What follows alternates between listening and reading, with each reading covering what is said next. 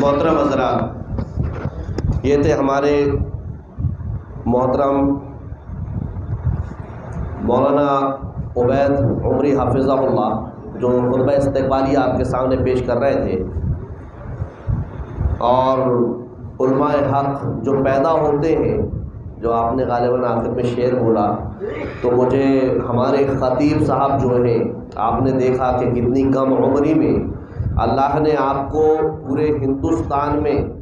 مشہور معروف کر دیا۔ مجھے یاد ہے کہ میں 1997 میں جو ہے جامعہ سلفیہ بنارس میں نے داخلہ لیا تھا۔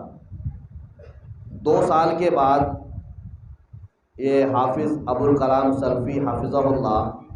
جامعہ سلفیہ بنارس میں آئے تھے شعبہ حفظ میں، اور میں بارہا لوگوں کے سامنے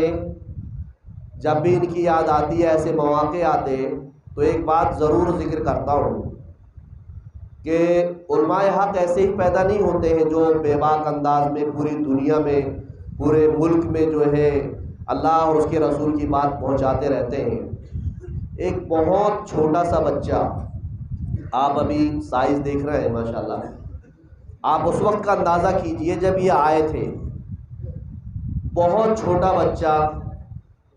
جنہیں شاید کہ مجھے یاد ہے کہ کپڑے دھلنا بھی نہیں آتا تھا، اور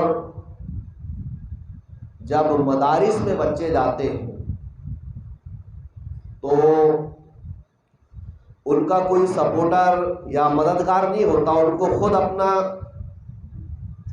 خود کفیل ہونا پڑتا ہے۔ اپنے کپڑے خود دھلو، اپنے برتن خود صاف کرو، اپنا بستر خود صاف کرو۔ یہ ساری باتیں ان کو غالباً مجھے یقین ہی نہیں آتی تھی، کیونکہ جو سائز یا جو چھوٹا پن یا جو کمزوری ان کے اندر تھی، اور اس وقت کو یاد کر کے میں سوچتا ہوں کہ وہ ماں کتنی عظیم ہوگی اور وہ باپ کتنا عظیم ہوگا، اور ہے کہ جس نے اتنی کمزوری کے وقت، اتنے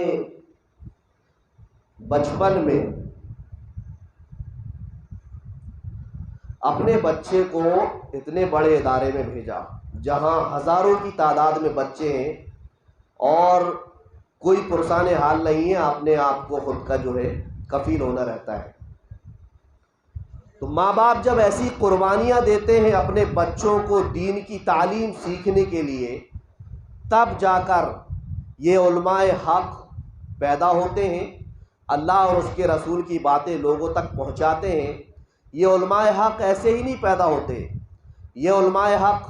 اس وقت پیدا ہوتے ہیں کہ جب بچہ اپنی ماں کے ساتھ سونے کی عمر کا ہوتا ہے، اپنے باپ کی گود میں کھیلنے کی عمر کا ہوتا ہے، اس کو کپڑے دھلنا نہیں آتے، اور میں سمجھتا ہوں کہ ماں کے بغیر شاید اس کو نیند بھی نہیں آتی۔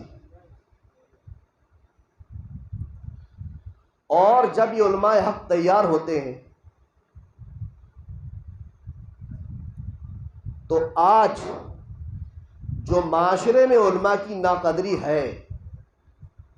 جس طرح سے اماموں کا مذاق اڑایا جاتا ہے، ان کی قدر نہیں کی جاتی ہے، میں سمجھتا ہوں کہ بہت بڑی زیادتی ہے، اور شاید اللہ کے ہاں اس کا جواب دینا ہوگا۔ ذرا اپنے بچوں کو تھوڑی دیر کے لیے اپنے آپ سے دور کر کے دیکھو، اس کے بعد آپ کو وہ ابراہیم علیہ السلام کی قربانی بھی یاد آئے گی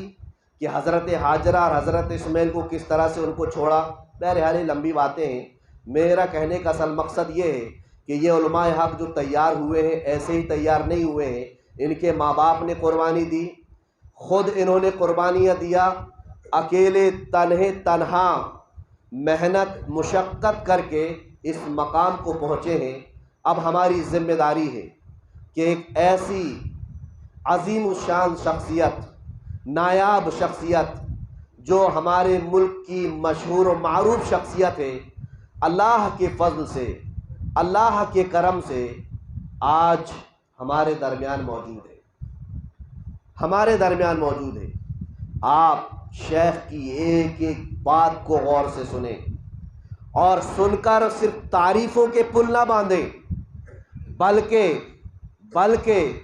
ایک گراہ باندھیں ان باتوں کو سن کر اور اس پر عمل پیرا ہو. تو ہماری یہ جو کوششیں ہیں، جمعیت کی جو کوششیں ہیں، ہمارے بزرگوں ذمہ داروں کی جو کوششیں ہیں، یقین مانو جو ہے ایسا لگے گا کہ حقیقت میں ہم کامیابی کی طرف قدم بڑھا رہے ہیں. ہمارے درمیان مولانا ابوالکلام سلفی حفظہ اللہ جھارکھنڈ کے رہنے والے ہیں، ایک مدھو پور کر کے ان کے گاؤں کا نام ہے، اور ابھی فی الحال جو ہے جیسا میں نے بتایا کہ 1999 میں جو ہے جامعہ سلفیہ میں داخلہ لیا، شعبہ حفظ میں آپ حافظ بنے، اور اس کے بعد عالم اور فاضل کی ڈگری جو ہے آپ نے فضیلت جو ہے 2012 میں کی، اور اس کے بعد سے مسلسل آپ دعوت و اصلاح کے کام میں لگے ہوئے ہیں. آپ I+ کے بھی مقرر ہیں، باقاعدہ آپ کو بلایا جاتا ہے، I+ چینل میں آپ کے خطابات آتے رہتے ہیں. اور فی الحال آپ جو ہے ایک اسکول ہے اصلاح المسلمین کر کے جو ہے مسلم اسکول ہے اور گورنمنٹ کا اسکول ہے، وہاں پر آپ پرنسپل کے عہدے پر فائز ہیں. الحمدللہ ہمارے درمیان موجود ہیں. میں